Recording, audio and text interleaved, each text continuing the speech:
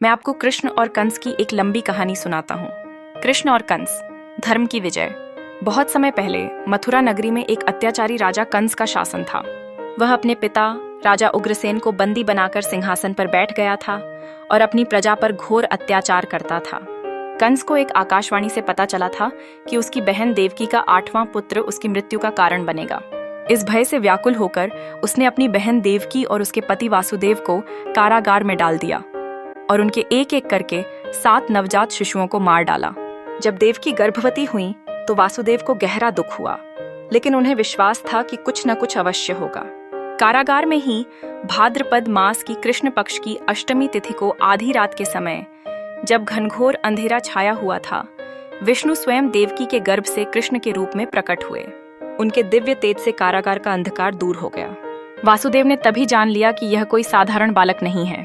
उसी क्षण उन्हें आकाशवाणी हुई कि वे इस बालक को तुरंत गोकुल में अपने मित्र नंद के यहाँ पहुंचा दें और वहां यशोदा के यहाँ जन्मी कन्या को लेकर वापस आ जाएं। अद्भुत रूप से कारागार के द्वार खुल गए, पहरेदार गहरी नींद में सो गए और यमुना नदी ने वासुदेव को रास्ता दे दिया। घनघोर वर्षा और तूफानी रात में वासुदेव नवजात कृष्ण को एक टोकरी में रखकर यमुना पार कर गोकुल पहुंचे। वहां उन्होंने नंद और यशोदा की नवजात कन्या को उठाया और वापस मथुरा लौट आए। कंस को जब देवकी के 8वें पुत्र के जन्म की सूचना मिली तो वह क्रोध से पागल हो गया। उसने तुरंत उस कन्या को मारने का आदेश दिया, लेकिन जैसे ही कंस ने कन्या को पत्थर पर पटका, वह आकाश में उड़ गई और देवी योगमाया के रूप में प्रकट होकर बोली, अरे मूर्ख कंस, तेरा काल तो गोकुल में पल रहा है। यह सुनकर कंस और भी भयभीत हो गया। उसने अपने सभी सैनिकों को आदेश दिया कि गोकुल में जितने भी नवजात शिशु हैं, सबको मार डाला जाए। लेकिन कृष्ण तो योगमाया की सुरक्षा में पल रहे थे। गोकुल में कृष्ण का बाल्यकाल अद्भुत लीलाओं से भरा हुआ था। उन्होंने अपनी नटखट हरकतों से यशोदा और नंद को खूब परेशान किया, माखन चुराकर खाया और अपने ग्वाल बाल सखाओं के साथ खेलते हुए पूरे गोकुल को आनंदित कर दिया। उन्होंने पूतना जैसी राक्षसी का वध किया, शक्टासुर और तृणावर्त जैसे असुरों को मारा और कालिया नाग को नाथकर यमुना नदी को विषमुक्त किया। उनकी इन बाल लीलाओं ने उन्हें गोकुल का प्रिय बना दिया। जैसे जैसे कृष्ण बड़े होते गए, उनकी शक्ति और बुद्धिमत्ता का परिचय मिलता रहा। कंस को जब इन बातों का पता चला तो वह और भी चिंतित हो गया। उसने कृष्ण को मारने के लिए अनेक राक्षस भेजे, लेकिन कृष्ण ने उन सभी को आसानी से पराजित कर दिया। अंत में कंस ने कृष्ण और बलराम को मथुरा आने का निमंत्रण भेजा।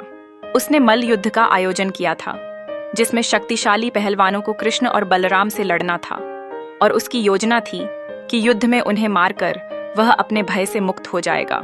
कृष्ण और बलराम अपने साथियों के साथ मथुरा पहुंचे। नगर में प्रवेश करते ही उन्होंने कंस के दुष्ट सेवकों और पहलवानों को पराजित करना शुरू कर दिया।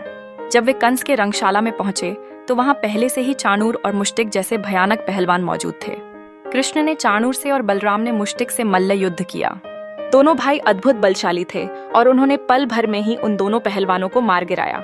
यह देखकर कंस क्रोध से आग बबूला हो गया और उसने अपने सैनिकों को कृष्ण और बलराम पर आक्रमण करने का आदेश दिया।